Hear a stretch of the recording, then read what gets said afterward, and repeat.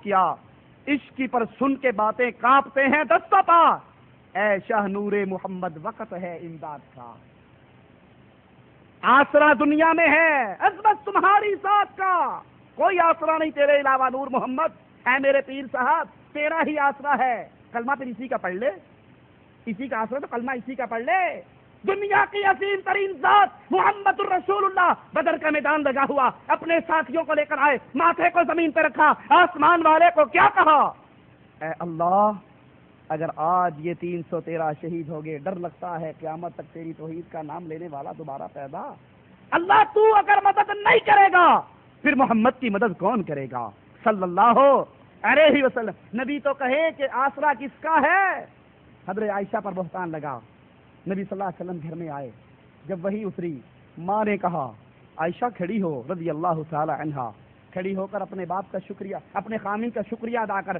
کہا ماما میں اپنے خامن کا شکریہ ادا کروں، میرا آسرا میرا خامن نہ تھا، مجھے امید اپنے خامن سے نہ تھی، شکریہ اس کا ادا کروں گی جس سے امیدیں لگی تھی، جس نے مجھے بری کیا تھا۔ یہاں حاجی امداد اللہ، علماء دیوبند کے پیر و مرشد، امام اہل سنت، ارے بھائی امام اہل بدعت، وہ کیا کہتا ہے، آسرا دنیا میں ہے عظمت تمہاری ذات کا، تم سوا اوروں سے ہرگز نہیں ہے التجا۔ کیا فرق ہے تم میں اور طاہر القادری میں؟ تم سوا اوروں سے نہیں ہے ہرگز کوئی التجا، بلکہ دن محشر کے جس وقت قاضی ہو خدا، سنتے جاؤ شرماتے جاؤ، دن محشر کے جس وقت قاضی ہو خدا، آپ کا دامن پکڑ کر یہ کہوں گا برملا، ایشا نور محمد وقت ہے امداد کا، انا للہ و انا الیہ راجعون۔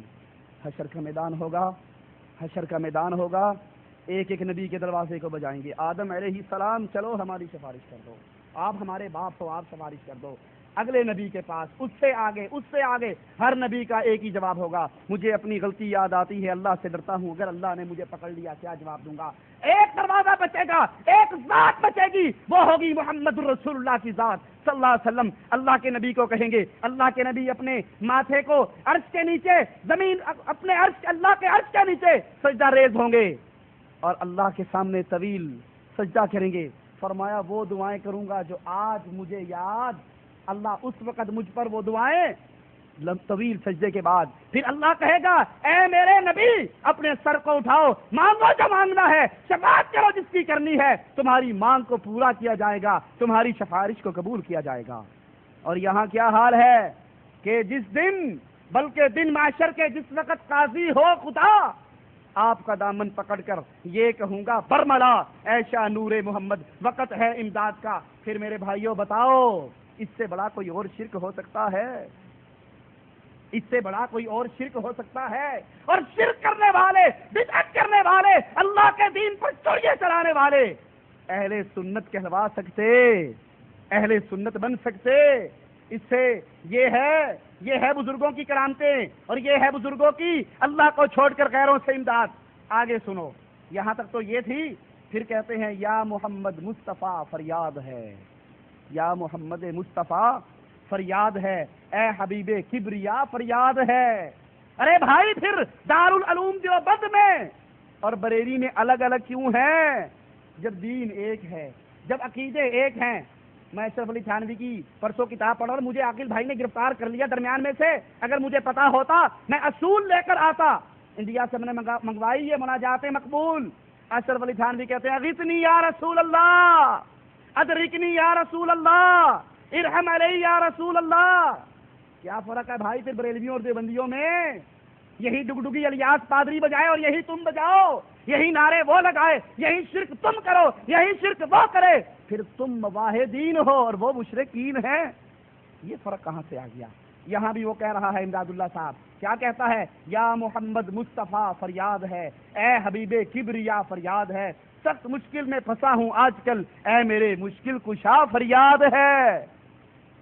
مشکل کشا کون بنا؟ محمد رسول اللہ.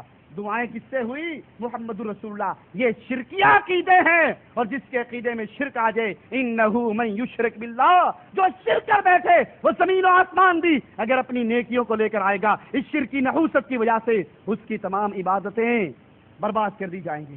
یہ قصائد اور یہ تھا نالہ امداد غریب صفحہ 22 پر. اب مولوی نانوتوی صاحب سے بھی سن جاؤ، موحدین ہے نا. کہتا ہے مدد کر اے کرم احمدی کے تیرے سوا، مدد کر، مدد کر اے کرم احمدی کے تیرے سوا، نہیں ہے قاسم بے کس کا کوئی حامی کار. قصائد قاسمی صفحہ 6. اور آخری بات سنا کر آپ سے اجازت چاہتا ہوں. وہ ہے یہ حضرت حسین احمد مدنی صاحب کی. ہم کیا کہتے ہیں جی؟ علم غیب کس کو ہے؟ اللہ کو. اللہ کے علاوہ کسی اور کو علم غیب نہیں ہے.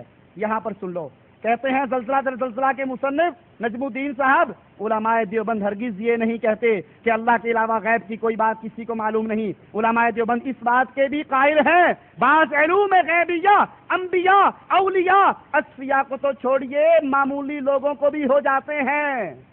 ان کے غیب للو فتووں کو بھی پتا ہے.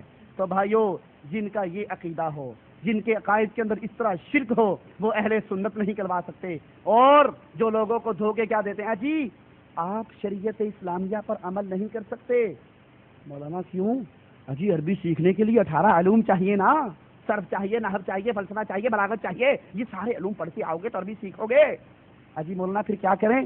جو ہمارے بزرگوں نے لکھ دی ہے قرآن و حدیث کو چھوڑ دو. یہ فقہ حنفی قرآن و حدیث کا نچوڑ ہے، بس اسی کو پی لو. اے بھائی، ایک انار لیا، اس کے دانے نکال لے، اس کو جوسر میں ڈال لے. 2 چیزیں آپ کے پاس آ گئی نا، ایک جوس آ گیا، دوسرا کیا آ گیا؟ چھلکے. تو جوس کو کیا کرتے ہیں اور چھلکوں کو کہاں پھینکتے ہیں؟ کچرے میں. تیرے اماموں کو تم نے پیش کیا اپنے اماموں کو قرآن و حدیث، اور نعوذ باللہ انہوں نے قرآن و حدیث کے نچوڑ نکال کے ہدایہ اور فضائل اعمال اور بہشتی زیور، وہ بہشتی زیور جس کے اندر تعویذ بنایا ہے، تکلیف ہو تو گھر میں یہ 2 4 5 7 لکھ کر کیا لکھنا؟ فرعون، حامان، قارون، شداد، ابلیس. یہ تو سنا تھا. آج تک لوگ دعائیں مانگتے تھے علی، حسن، حسین، فاطمہ. یہ پہلی دفعہ ہی پڑھا ہے قارون، ابلیس، شیطان سے ان کے نام لکھ کے تعویذ لٹکائے جاتے ہیں. یہ نچوڑ ہے. اس کا مطلب ہے پھر یہ اپنے سینے سے لگا لیں اور نعوذ باللہ جو قرآن و حدیث ہے اس کو چھوڑ دیں. نہیں بھائیو، دین وہی ہے جو اللہ کے قرآن میں ہے، دین وہی ہے جو محمد رسول اللہ کے فرمان میں ہے. جو چیز قرآن و حدیث سے خارج ہے ہم اس کو دین ماننے کے لیے تیار. اللہ سے دعا ہے اللہ ہمیں حق پر چلنے کی توفیق عطا فرمائے.